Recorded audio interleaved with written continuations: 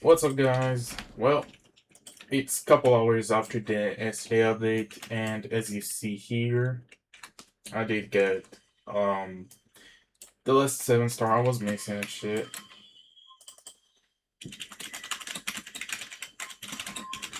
So this will be a triple showcase. Because Cell got a buff. I didn't showcase Omega SHENRON, and now I have AINZ. All leveled 175. This should be enough HP.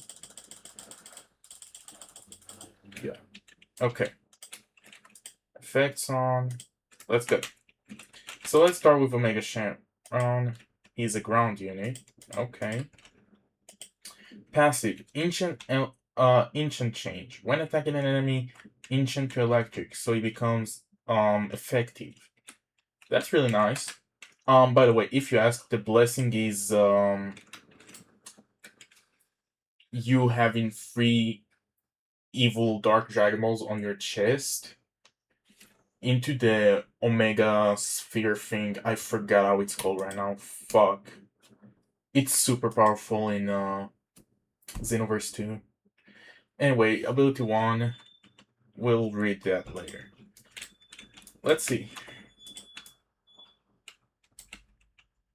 Okay.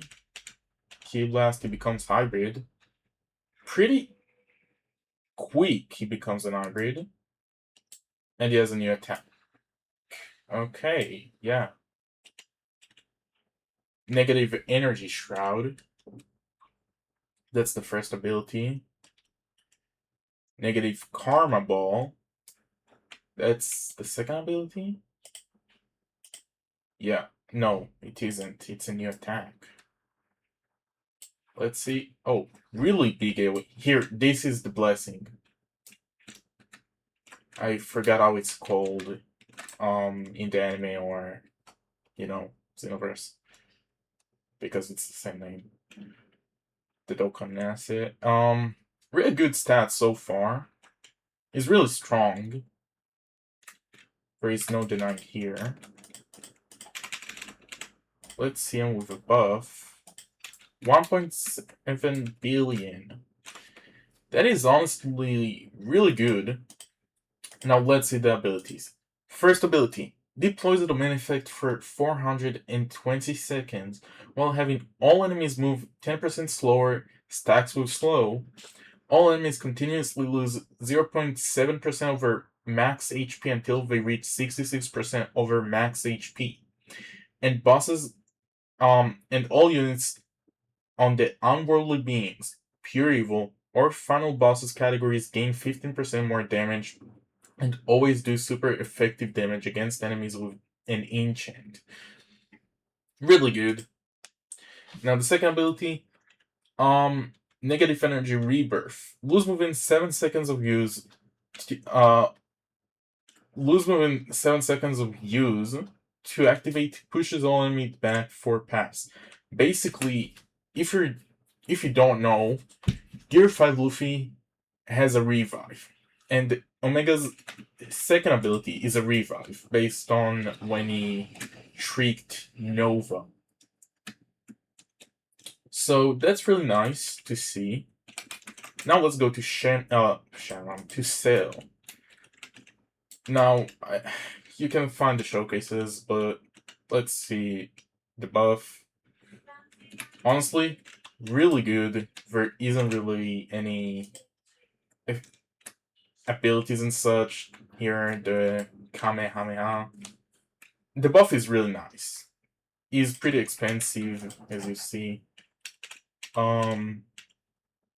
But honestly, you can get really good upgrades with for cheap price. So yeah, it's really decent. Now with the buff, it goes to 1.81 mil. That's really good. That's really good. Let me place some mega to kill him.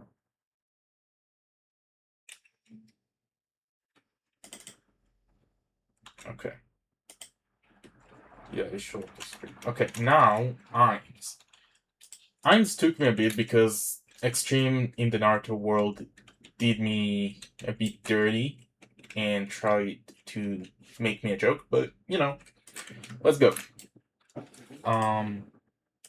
Okay. The first attack is, I'll be honest, I didn't watch Overworld, so I can't really say the names of the attacks like I know what I'm talking about. He's really good so far. Okay, a black hole. Okay. New attack and abilities. He has 6 abilities as far as I've seen. That's another attack. Okay. He's really, really good. Like, stat-wise. I mean, dude.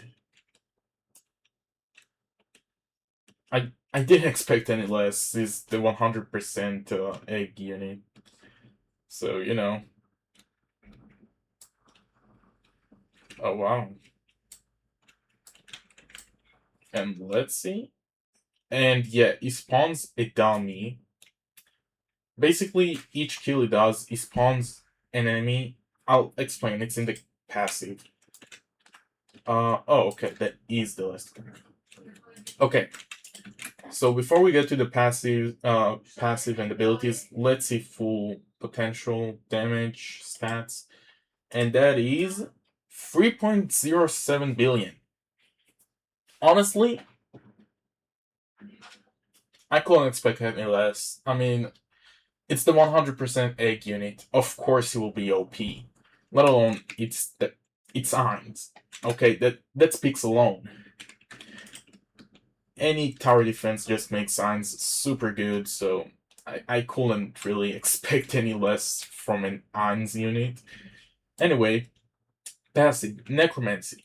Enemies killed by by AINZ are resurrected as summons with 15% over maximum HP. Summon HP capped at 100 billion. That's that basically, as you see. Ability 1, Falling Down. Deals times 3 of AINZ damage to all enemies in range and applies Fear. If amplified, also applies Rapture. Ability 2, Goal of life is death. Amplifies Falling Down, Necromancer's sorcery, and Banshee's Cry. These abilities must be used within 12 seconds of this ability's activation. Over amplification do not activate. Ability 3. Necromancer's Sorcery. Spawns 15 summons with HP equal to 10% of AINZ's damage. And heals the base for 1.5 billion HP. If amplified, spawns 15 summons with HP equal to 15% of AINZ's damage stats and heals the base 2.5 billion HP. Majesty's Treasure gives the player 2 million cash. That alone is mad broken. Let's be real. Anyway, ability 5. Overlord AINZ's influence. Remove enemy attributes, cloners, heirs, and bosses immune for 3 minutes. After use, all units on the godlike power, undead, or unrivaled intelligence categories deal 10% more damage. And last 6, Banshee's Cry. Execute all enemies under 7% over maximum HP. If amplified, execute all enemies under 14% over maximum HP. So, yeah, AINZ is just broken. I mean, there's nothing I can really say. I will have checked the costs again.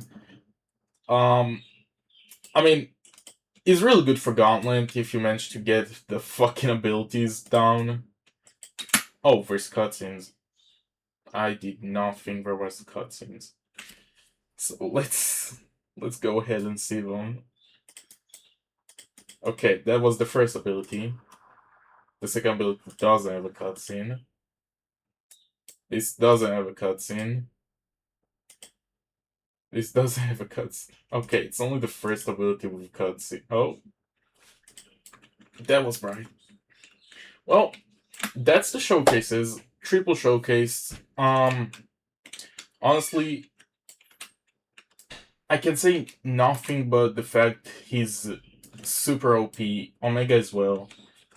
And so, he honestly received a nice buff. I like his buff. Because look.